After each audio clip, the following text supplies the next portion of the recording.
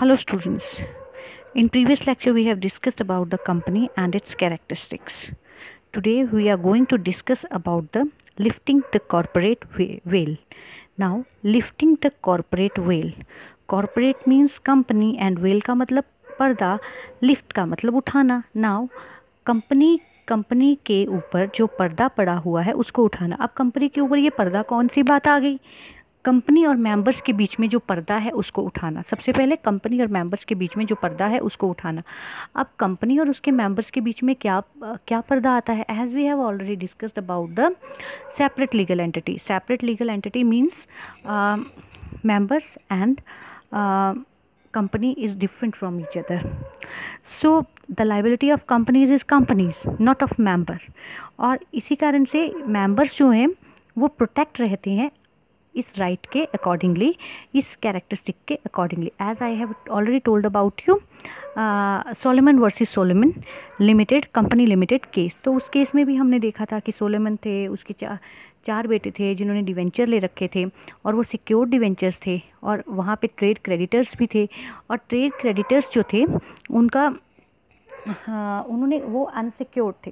तो वो कोर्ट में जाते हैं और कंपनी और पूछते हैं कि मतलब अगर कंपनी की एसेट्स जो हैं वो ज़्यादा कम हैं और लाइबिलिटीज़ ज़्यादा हैं, तो वो कहते हैं कि पहले क्योंकि डिवेंचर जो है वो सोलेमन ले रखे हैं और सोलेमन ने ही कंपनी बनाई है, तो इस कारण से वो ऑनर हुए. और हमें जो है हम बाहर के हैं, हम क्रेडिट हमने कंपनी को उधार में दे रखा है पैसा, तो पहले हमें पेमेंट की जाए ना कि सोलेमन को की जाए. तो उस केस में क्या हुआ, कोर्ट ने यही डिसीजन दिया था कि नहीं, ऐसा नहीं हो सकता.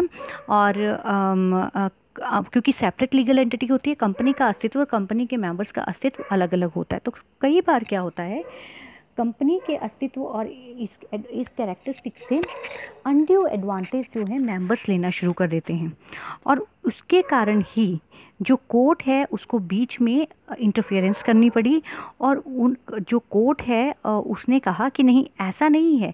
Being company is an artificial person. Company अपना काम खुद नहीं कर सकती. Company is totally dependent on the directors, managers और प्रमोटर्स.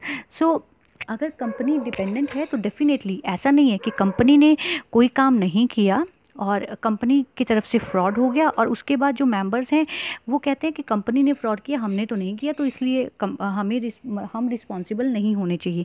तो उसी कारण से उस कारण से अगर कोर्ट को लगता है कि कोई मिसडीड्स जो है कंपनी में किए जा रहे हैं और उसका जो फ्रॉड किए जा रहे हैं, तो उस कारण से अगर ज़रूरत पड़े तो वो जो पर्दा कंपनी और कंपनी के मेंबर्स के बीच में पड़ा हुआ है उसको उठाना पड़ेगा. तो इसीलिए कहा जाता है अगर जनरल पब्लिक के इंटरेस्ट में कोई चीज़ है तो उस केस में कॉरपोरेट वेल जो है उसको वेल जो है मतलब पर्दा जो है वो उठाना पड़ेगा और तब बताना पड़ेगा कि who are responsible for that misdeed, कि कौन से लोग हैं, चाहे वो प्रमोटर हों, डायरेक्टर्स हों, मैनेजर्स हों, कौन लोग हैं जो इसके लिए रिस्पॉन्सिबल माने गए हैं और उनको पनिशमेंट देनी पड़ेगी. Then lifting the corporate veil means for the interest of public at large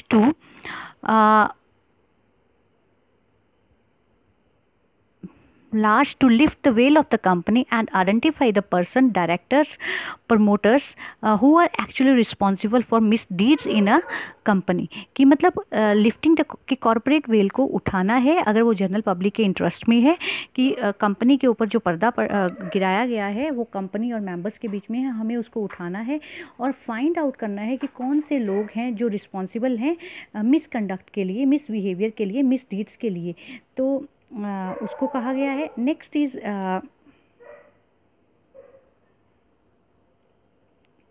अब कंपनी के कंटेक्स्ट में कौन सी ऐसी बातें हैं, कौन से ऐसे केसेस हैं जब कहा गया है कि कॉरपोरेट वेल जो है उसको उठाई जाएगी. तो इसमें कुछ निर्णय आए हैं और उन निर्णयों के आधार पर हमने कहा है कि lifting the corporate well under judicial interpretation, कि जुडिशियल निर्णय क्या आए हैं उनके आधार पर देखेंगे. तो सबसे पहले हम लेते हैं for determination of enemy character of company, कि कंपनी का सबसे पहले हमें ये सुनिश्चित करना पड़ेगा कि कौन सी एनिमी कैरेक्टर क्या है। और ये जनरली तब होता है जब आप क्या करते हैं, वॉर के समय में, युद्ध के समय में ऐसी सिचुएशंस अराइज होती हैं, क्योंकि कंपनी आर्टिफिशियल पर्सन है which is run by individuals. Now it is citizenship of individual is very important at that, and these cases are specially related to at the time of war. तो अब इसी case के संदर्भ में, इसी point के संदर्भ में एक केस हुआ था, Daimler company limited versus Continental tyre and rubber company limited. और उस टाइम क्या हुआ कि एक टायर कंपनी लिमिटेड थी, टायर कंपनी बनाई गई थी जिसको कि इंग्लैंड में रजिस्टर किया गया था। और इंग्लैंड में रजिस्टर करने के बाद उनका जो टायर्स आते थे वो जर्मनी से आते थे, और जो उसके जर्मन कंपनी के और जो मेंबर्स थे वो सारे के सारे कहाँ के थे, जर्मन के थे।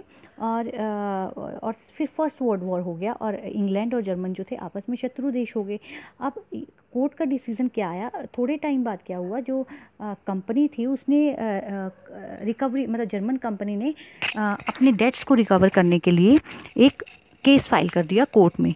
तो अब कोर्ट का क्या डिसीजन आता है, कोर्ट का डिसीजन आता है क्योंकि जर्मन बेस्ड कंपनी जो है उसके बोर्ड ऑफ डायरेक्टर और शेयर होल्डर्स जो हैं वो जर्मन के हैं, और जर्मन जो है एक एनिमी कंट्री है, तो कंपनी जो है could not claim the debts, तो कंपनी अब डेट्स को क्लेम नहीं कर सकती है। तो it is very important while lifting the corporate veil कि डिटर्मिनेशन ऑफ एनिमी कैरेक्टर, कि जो लोग हैं वो एनिमी देश के तो नहीं हैं। तो company being a company is not an artificial person with mind or conscience. It can neither be a friend nor an enemy, but it can assume enemy character when the person in de facto control of its affair and resident in an enemy country। कि ये ज़रूरी हो जाता है कि मतलब क्या है कि ज़रूरी हो जाता है कि कंपनी आर्टिफिशियल पर्सन है, खुद तो चलेगी नहीं, खुद काम नहीं करेगी, ना उसकी आत्मा है ना ही उसका दिमाग है। तो अब at the time of war या एट द टाइम ऑफ कोई भी सिचुएशन हो तो उसमें डिसाइड करना पड़ता है कि हमारी कंपनी का जो पर्सन हैं जो रन कर रहे हैं वो कहीं एनिमी कंट्री के तो नहीं है। तो इस संदर्भ में केस हुआ था Daimler company limited, DAIMLER company limited versus Continental tyre and rubber company, CONTINENTAL continent tyre and rubber company limited. 1916 में ये केस हुआ था। The next is to prevent evasion of taxes, कि अगर टैक्सेस को बचाने के लिए किसी कंपनी का निर्माण किया गया है तो कोर्ट ने ये जुरिस्डिक्शन दी है कि तब भी आपको कॉरपोरेट वेल जो है कंपनी के ऊपर, कंपनी और कंपनी के मेंबर्स में के बीच में जो पर्दा पड़ा है उस पर्दे को उठाना पड़ेगा, क्योंकि उसका मेन जो टैक्सेस हैं that is the main revenue sources of government. तो गवर्नमेंट का मेन रेवेन्यू का सोर्स है, तो कंपनी को ये देखना पड़ेगा कि कहीं कंपनी जो है against the interest of the government कोई काम तो नहीं कर रही है। और अगर ऐसा लगता है तो जो पर्सन इसके लिए रिस्पॉन्सिबल हैं उनको पनिशमेंट और फाइन जो है वो दिया जाता है। तो इसके संदर्भ में जो केस रहा है, re sir Dinshaw Manockjee Petit, RESIR sir DINSHAW and MANACK JEEPETIT। तो ये केस हुआ था। अब इसमें क्या है कि एक